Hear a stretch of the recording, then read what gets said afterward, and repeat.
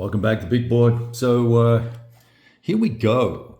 Let's have a little conversation. Just let me get the camera somewhat adjusted. I need to change chairs, pick up pieces, bring them with me. I'm completely organized, trust me. This is a massive subscription, huge money generating professional outfit here. I got it all going on. Okay. I'm around the other side of the table. Hello. Where are we? We're up in First Baltic. And I paused everything top of the 29th of November. And I thought, let me have a look and see what happened historically and where dudes got to at certain points in time. And I made some notes just to give us some sort of context in terms of how far are how far are the Russians going to get? Where did they get to? And I'm not going to go through every single data point from page 22 to page 24 in the offensive summary that is in the book, the rule book. But it's got a lovely book, couple of tables at reference glance and all the details. And so, for instance, September through mid-October timeframe, 19th of October to be specific, the yellow blocks here represent where the Soviet offensives had sort of pushed upon and made some modest success.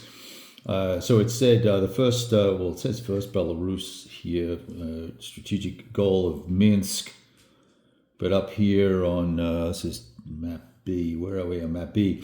Yeah, Vitebsk 1819, Hex 1819, looking to capture that. Where is that? It's up here somewhere. Is that Vitebsk there? I think it is. Yes. Vitebsk is there. Then Novell is somewhere here. And it said that was operational success for the attack on Novell. 4 hex advanced, aimed at Vitebsk, captured 1 or 2 hexes towards it, no more. The supporting attack captured Novell, but the main effort failed badly. Glance says 31 through 50 was a 3-turn duration. Then on the 19th of October, First Baltic, Vitebsk region, they needed to reach a specific line and gain the bridgehead at Novell. Operational success, several hex advance. So we can see here that this was, we have not been as successful as the Soviets were. Now, what's interesting, though, is that if we move down into November and we look at, once again, trying to take Vitebsk and cut the rail line to Gorodok, which is somewhere here, operational success. Significant breakthrough north of Novell, which must have been up here off camera. Just let me move the camera. Up here somewhere, I guess. Gomel was captured, which is down south, and then the Rekitsa bridgehead, there was a 16 hex advance. That's going to be Rekitsa. I saw that somewhere. Hang on one second. So Gomel, way down here, and Rekitsa bridgehead is there. I have not done as well there either. What's interesting, though, is if we then hey now, easy there, big time. If we fast forward a little bit, where are we? Where did I put those black markers? Bear with me. Yeah, so this marker here, Vitebsk, and then that Babarusk down there. By March, we fast forward to March,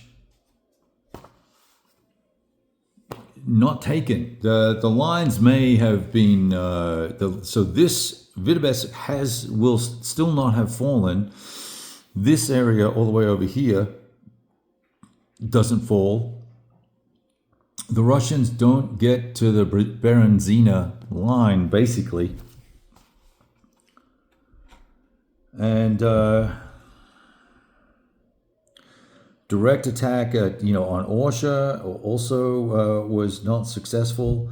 So this really does feel like a very, very static battle, and I'm struggling to maintain enthusiasm to peck and hunt here. And I feel like I said earlier on in my last video, that I'm not really taking advantage of a couple of things. And as I look at it, I've probably missed some opportunities, but I'm not bringing the formations to bear where they're needed in a timely manner, number one. And number two, I can't just take every multi-unit formation and shove it into one area, right? There's balancing rules that manage that.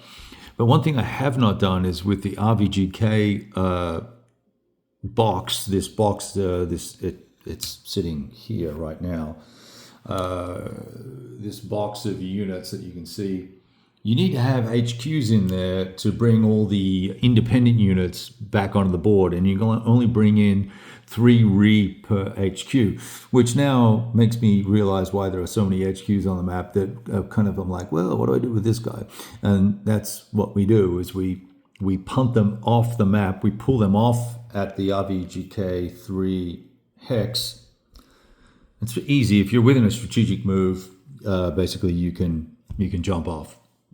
And that then allows you to redeploy units. Now you've got to keep a ready reserve in the RVGK 3 box, 2 multi-unit formations and 2 divisions of artillery types. One's KD and one's just regular arty. And there's a couple of full strength divisions of infantry. So you've got to keep some stuff there, and I've got that all kind of pushed over to one side so it's out of the way. But I've also got some multi-unit formation losses that I haven't elected to pull the guys off the line here, take them off the map, rebuild them, and then bring them back on. I haven't done that efficiently and effectively yet. So that's just words to the wise, I guess. If you know all that already and you're way smarter than me, you work that out second turn, or first turn, or when you read the rules, God bless you, you're awesome. I'm now just coming to grips with that in terms of the rotation of forces that has to be managed. I don't think that is going to necessarily say,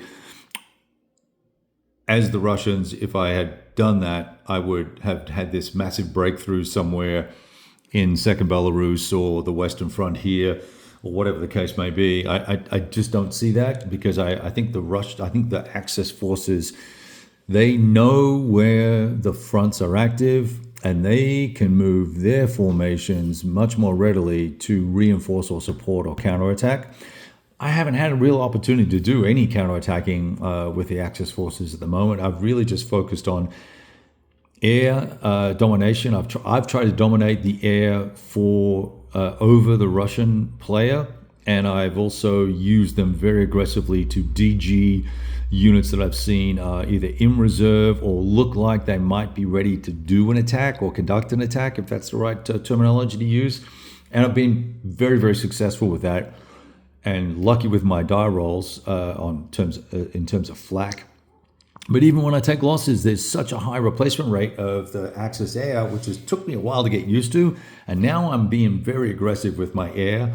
Not afraid to throw them into the fight, because I know I'm going to get some replacements based on my die rolls that I can afford to be aggressive.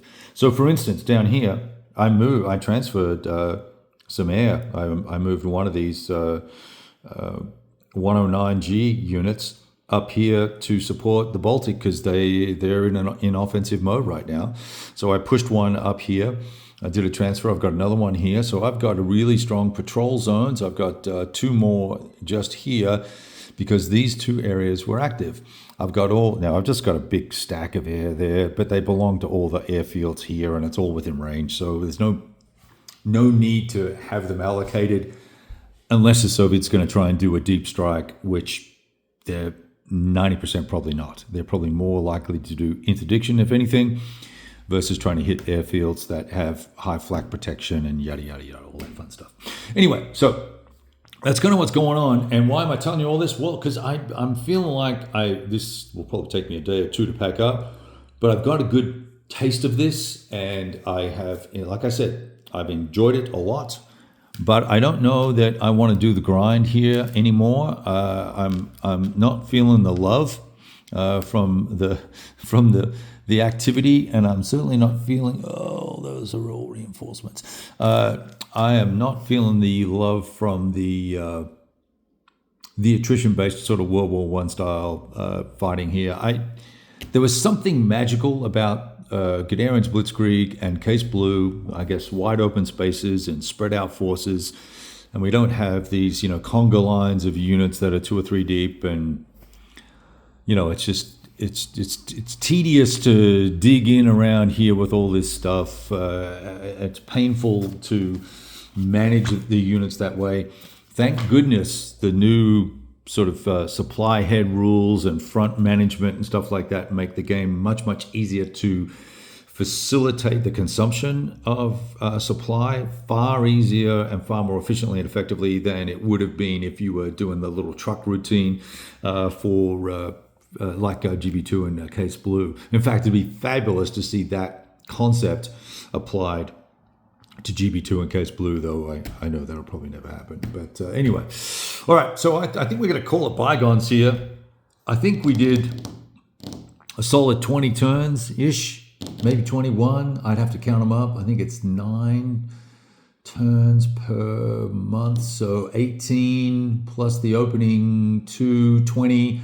I'm about to roll on. I have almost.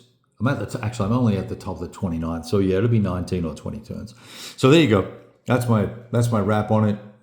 If you're an OCS fan, you're going to love this. If you're an OCS expert, you'll probably look at this and laugh and go, Kevin, why haven't you broken through in these 17 little spots?